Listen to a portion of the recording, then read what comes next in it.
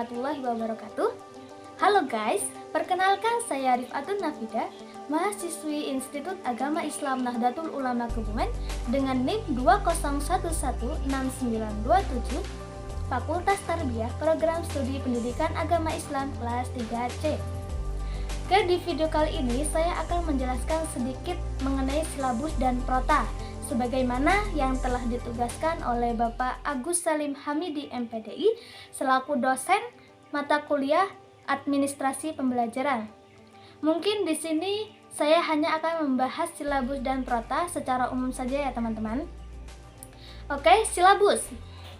Silabus adalah rencana pembelajaran pada suatu mata pelajaran tertentu yang mencakup standar kompetensi, kompetensi dasar, materi pokok pembelajaran, indikator pencapaian untuk penilaian, kemudian penilaian, alokasi waktu, dan sumber belajar. Jadi singkatnya, silabus itu seperangkat rencana pelaksanaan pembelajaran dan penilaian yang disusun secara sistematis.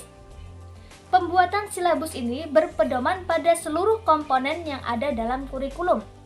Komponen dalam silabus saling berkaitan dalam mencapai penguasaan komponen dasar. Adapun komponen atau isi dari silabus itu terdiri dari yang pertama, identitas mata pelajaran. Kemudian identitas sekolah yang meliputi suatu pendidikan dan kelas. Kompetensi inti, yaitu kompetensi lulusan dalam bentuk kualitas yang harus dimiliki peserta didik seperti aspek sikap, pengetahuan, dan keterampilan. Dengan kata lain, kompetensi inti itu kemampuan yang ingin dicapai dari suatu pembelajaran. Kemudian komponen silabus yang keempat, yaitu kompetensi dasar, yaitu penguasaan peserta didik terhadap pengetahuan, perilaku, dan keterampilan, serta sikap setelah mendapatkan materi pembelajaran. Komponen silabus berikutnya yaitu materi pokok. Kemudian, komponen selanjutnya yaitu kegiatan pembelajaran, yaitu acara yang dilakukan oleh pendidik dan peserta didik untuk mencapai kompetensi yang diharapkan. Komponen silabus yang berikutnya yaitu penilaian. Penilaian merupakan proses pengumpulan dan pengolahan informasi untuk mencapai hasil belajar. Kemudian, ada alokasi waktu. Alokasi waktu merupakan jumlah waktu yang dibutuhkan untuk mencapai kompetensi dasar. Kemudian komponen silabus yang terakhir yaitu sumber belajar, yaitu sumber-sumber yang digunakan dalam melakukan pembelajaran. Oke, yang selanjutnya yaitu fungsi silabus. Silabus memiliki banyak fungsi, di antaranya silabus berfungsi sebagai pedoman sumber pokok dalam pengembangan pembelajaran lebih lanjut, mulai dari pembuatan rencana pembelajaran, kemudian pengolahan kegiatan pembelajaran, dan pengembangan sistem penilaian. Jadi silabus ini akan membantu kita sebagai pendidik dalam pembuatan rencana pembelajaran, seperti bagaimana nantinya kita mengajarkan materi, kemudian bagaimana metode yang akan kita gunakan dalam mengajar, dan bagaimana kita dalam mengembangkan sistem penilaian agar mencapai kompetensi inti dari suatu pembelajaran. Kemudian fungsi silabus yang kedua yaitu memberikan informasi tentang rencana pelaksanaan pembelajaran atau RPP dan penilaian secara sistematis. Sehingga silabus ini akan memudahkan guru dalam pelaksanaan pembelajaran.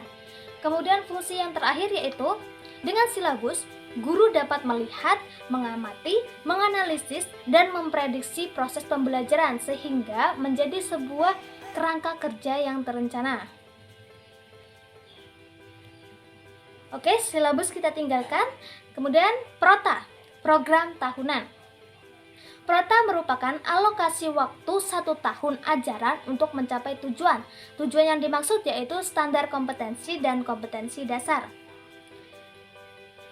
Kemudian dengan kata lain, prota atau program tahunan itu adalah susunan waktu pembelajaran dalam kurun waktu 1 tahun untuk mencapai standar kompetensi atau SK dan kompetensi dasar atau KD yang telah ditetapkan sebelumnya.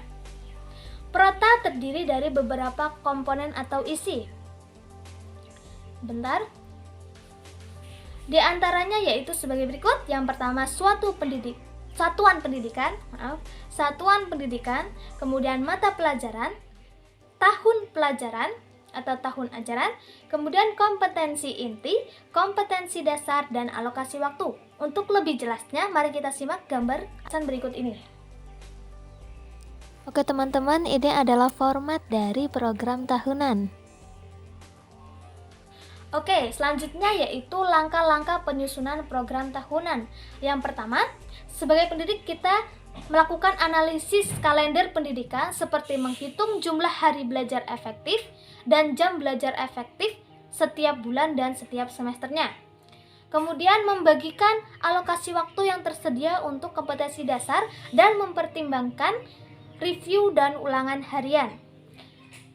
Kemudian setelah itu, kita menentukan alokasi waktu dari setiap kompetensi dasar. Pembagian alokasi waktu itu disesuaikan dengan kedalaman materi atau kerumitan materi, keluasan kompetensi dasar atau materi, kemudian metode belajar yang digunakan, sumber belajar, alat dan bahan pembelajaran yang akan digunakan. Jadi misalnya untuk materi yang susah atau rumit itu bisa kita buat lebih lama agar siswa benar-benar paham mengenai materi tersebut. Kemudian yang terakhir yaitu fungsi prota. Prota memiliki banyak fungsi, diantaranya untuk mengorganisir pembelajaran agar bisa berjalan maksimal nantinya. Kemudian sebagai pedoman untuk menyusun program-program selanjutnya seperti program harian dan program semester. Prota juga berfungsi untuk mengoptimalkan waktu pembelajaran yang tersedia agar kegiatan pembelajaran berjalan efektif dan mudah diterima oleh peserta didik. Jadi, prota ini bisa membuat kita lebih cek dalam menyampaikan materi sesuai sudah sampai waktunya kita menjelaskan materi yang ini sesuai dengan waktunya. Kemudian fungsi prota yang terakhir yaitu sebagai gambaran hal-hal yang akan dilakukan selama 1 tahun pembelajaran. Prota atau program tahunan ini berpengaruh terhadap keberhasilan kita dalam mengajar dan berdampak pada administrasi pembelajaran lainnya seperti RPP, program semester, dan silabus. Oke, mungkin itu saja yang dapat saya jelaskan. Banyak kesalahan dalam bertutur kata dan tingkah laku, saya mohon maaf yang sebesar-besarnya. Wassalamualaikum warahmatullahi wabarakatuh.